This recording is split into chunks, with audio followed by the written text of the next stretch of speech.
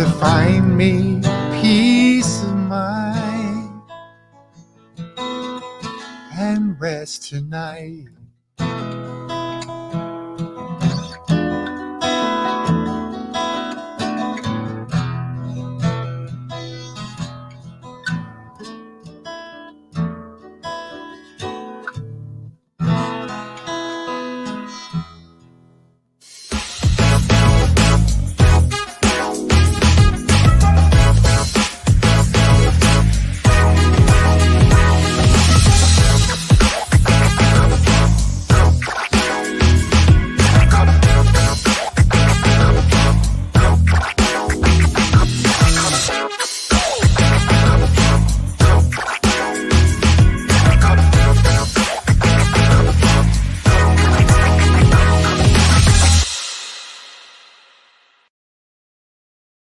Good morning. Welcome to A Clarion Voice, live from the Hub Studios in Atascadero.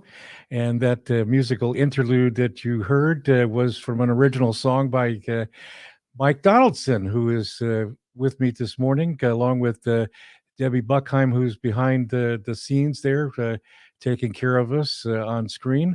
So we hope that you are enjoying your Tuesday morning so far. And today we're going to talk about having peace in your life.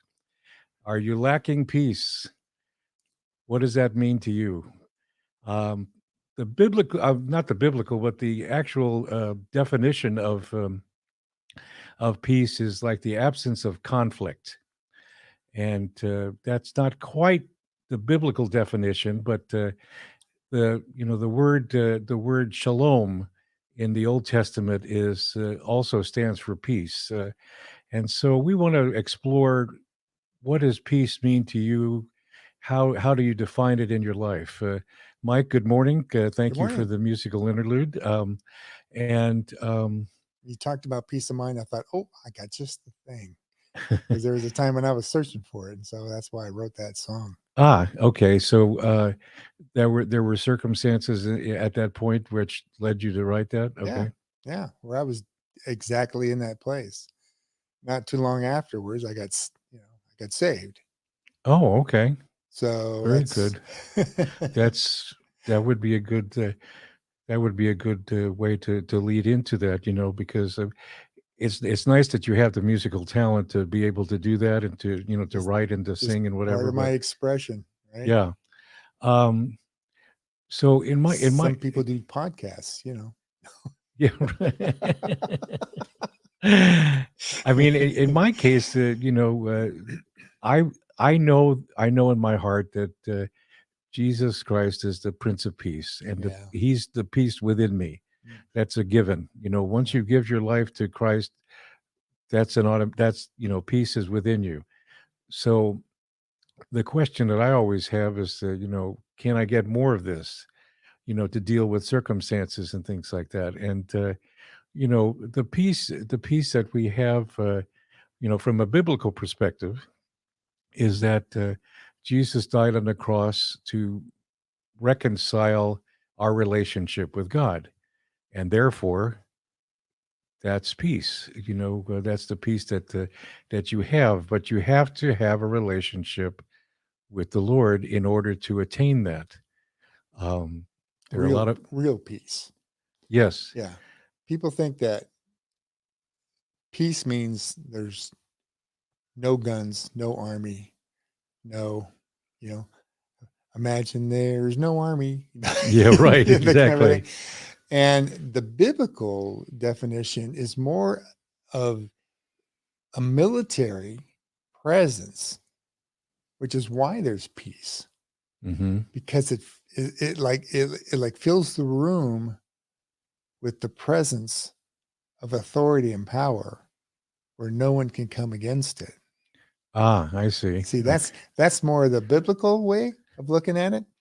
But when you consider what it's actually saying, the military or the authoritative presence of God in your life brings you the greater peace. Okay. So therefore, the answer is the presence again. Right. So that's where you have to develop that relationship with the Lord, and be consistent. Because it's like, isn't it like putting on the armor of God? That they talk about in Ephesians. Where you're putting on the breastplate of righteousness, you know and all the aspects of the armor of God. Once you have that deflection of any negatives, which therefore creates an attitude of peace, does it not? I mean, wouldn't you say that that would be another way of looking at it? I mean, that's sort of like a defense, I mean, so you have to be sensitive to the presence of God in order to have that peace. And what I have discovered is that there's a lot of different aspects to peace.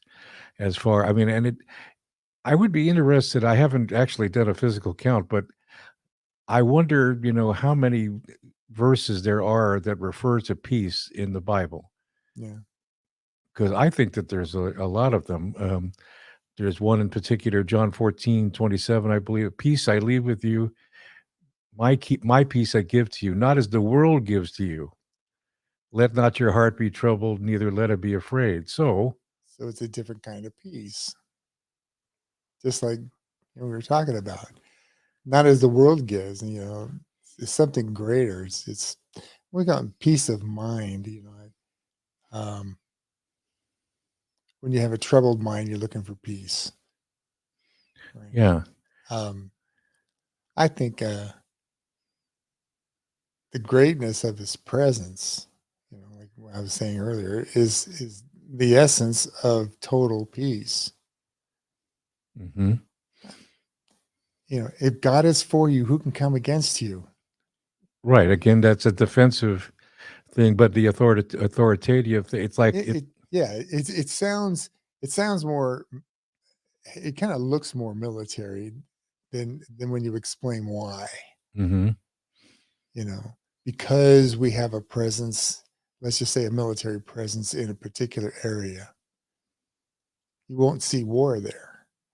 yeah, You see, right. Yes, I see and what you're so saying. Yeah. if you're warring in your mind, which I know, I mean, I've been there trying to figure something out. It becomes like a battle, which is which is right, which is wrong, which is how do I reconcile this thought? I want peace, and then when you take the moment, I even heard this, this morning. I mean, when you just take the time in the morning, and say nothing, just let them talk to you. hmm Those are the greatest times because, you get out of the way. Say, here I am. Let's talk, and I'll listen. Right. I mean, it's very difficult for people to do that because Absolutely. there's such a fast-paced attitude that people have. I mean, I see it all the time. People are in a hurry to do this or that and whatever. And what does it get you? I mean, you may accomplish your goals. I mean, of whatever it is that you have to do during the course of the day, but in the long run, eventually you have to stop and you have to say, okay, what's going on here? Because I'm fascinated by the fact that in Philippians 4:6 and 7, when it talks about the supernatural peace that transcends all understanding, Mm. I think that's really, that's really a deeper definition, of uh, of what peace means, because it is an authoritative type of thing. But when you bring supernatural into it, we're talking about His presence, Yeah. and but you see, you have to be still in order to feel that. Yeah. Isn't that interesting? You have to have enough peace to gain more peace. Mm.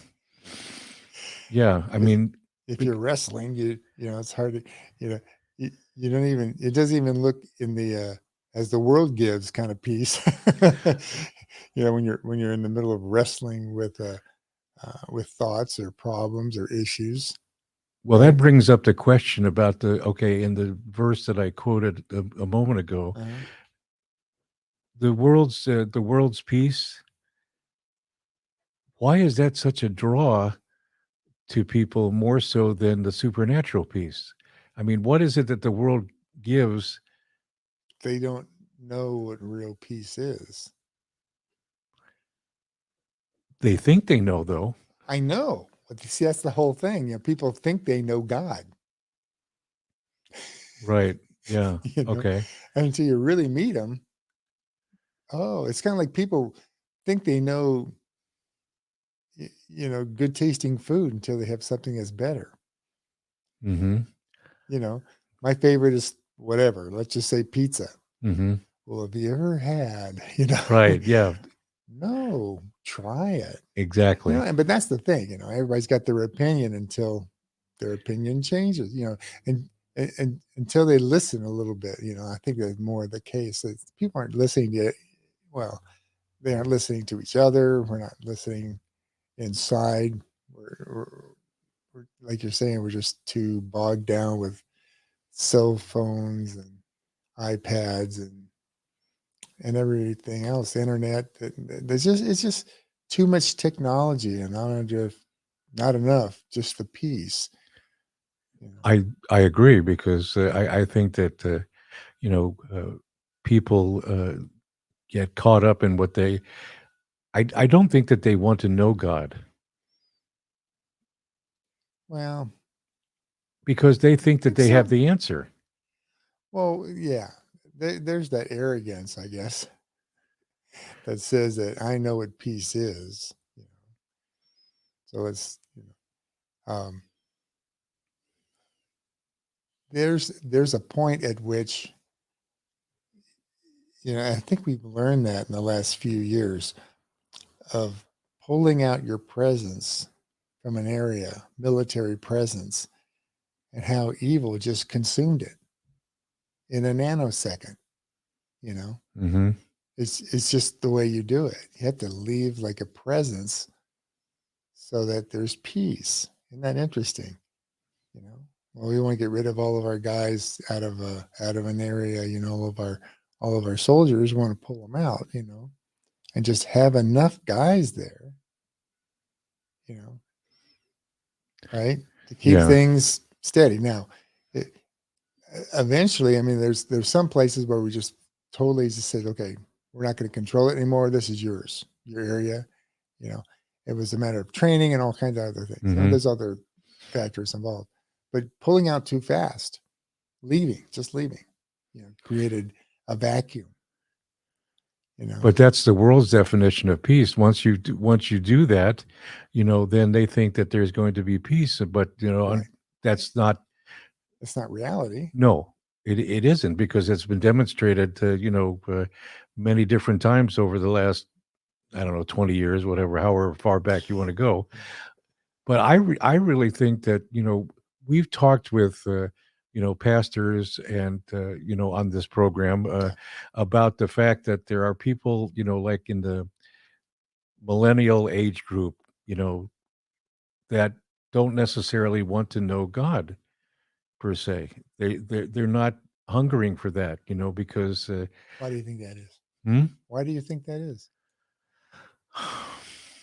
Well, I think it goes back to what we were talking about the fact that they think that they have the answers. Whatever they feel is filling the gap, as far as peace is concerned, they figure, well, that's the answer. Well, isn't there a scripture that says that man makes his plans and God laughs? A man plans his own ways, but the Lord directs his steps. Well, there's another one. Yeah. And But that's the thing that people don't realize, that the Lord is directing their steps. They just have to choose God over whatever, whatever it is. I mean, last night we were talking about idols, or things like that you're bowing down to. And I think that people are bowing down to whatever worldly pleasures they think is going to, fill that gap. And I think that people have to hit bottom in order to look up. yeah, that's true. Um, I don't wish that upon anybody. Right. I don't either. No, I don't. No, I don't myself. That's why when we try to talk to people, we try to say, consider, consider not hitting rock bottom, Don't keep ignoring this, or you just might. But rock bottom, looks different for everybody, Right. And I saw this one video about a girl who was given a brand new car. Her boyfriend bought her a brand new car, and it was gorgeous. I think it was a Tesla, and okay. she was complaining because it didn't. The doors didn't open up upward. They opened up like everybody else, and she was like, "This isn't the one I wanted." Oh my gosh, that's crazy. I mean, that's why there's so many different layers to peace. It's not just Right. the definition in the dictionary or the biblical definition. Everybody has their what they do, Layers, yeah. but the basic is that I really think that what we were talking about earlier about being still Mm-hmm. and developing that communication with God Right. is the key to gaining that peace. Because if you're obedient to what the Lord is telling you to do in that conversation, then you're going to have peace, because you're going to be doing, God has, he has plans for everyone. Right. And he's not wanting to harm anybody. That's what it says in Jeremiah 29:11. It says, I know the plans I have for you, plans to prosper you and not harm you, Yeah. which means that you're going to have peace if you are obedient to God. At least that's the way I'm looking at it. But people don't necessarily think that way. They think that they know they know the answers, and they don't take the time to acknowledge the presence of the Lord in their lives. And I've said this before, about the fact that when the Lord is speaking to you, there are people that run through the stop sign and they don't listen. And then, they do whatever they think is right. And then it turns out, oh, that's why you wanted me to do this, because I'm a perfect example of that. I did that, when I had my own business, a home-based business. And I thought, well, I was going to try to expand it in some way, right? And so I get the technology and, whatever that was involved in doing that. Turns out that was the wrong thing to do.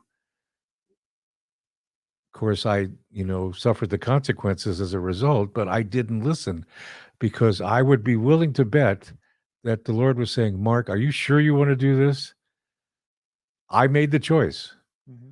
So I didn't have peace as a result of that. It was just that I suffered the consequences.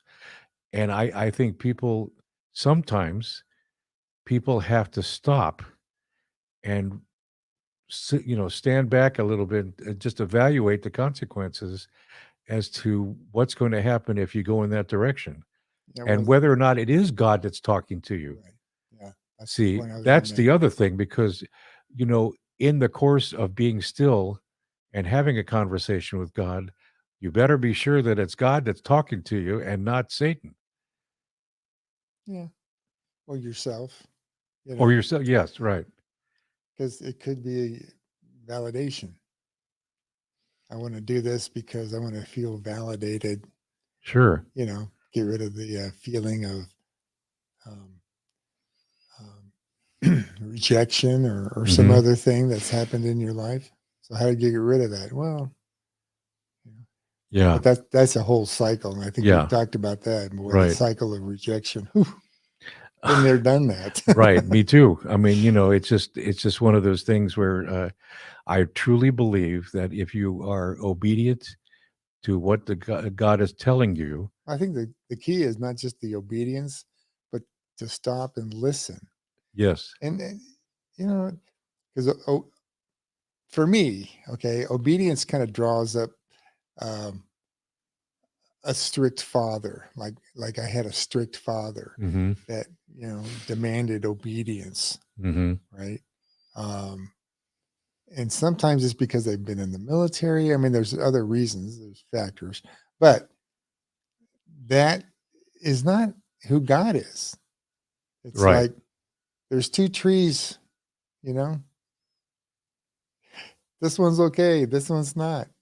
He gives us options. He gives us, you know, the option to be to do what he wants. You know, it's not it's not like, I mean, there are consequences, and I'm not trying to downplay that, but that comes a lot of times those consequences come over time. And to him who much has been given, much will be required Hmm. or demanded, depending upon your translation. Sure. So if you've been walking like, but I keep hearing these great stories of mercy, God drawing people back, like after 20 years. I heard this, I don't want to go through the whole story, but there's a gal that just walked off, pastor's wife, just kind of walked off the reservation. 20 years later, God's calling her back. She feels the tug in her heart, turns this life off, comes back to him. I mean, I don't know the whole thing with the husband. I think that was 20 years. That's a long time. Yeah. So, but God's still calling even after 20 years.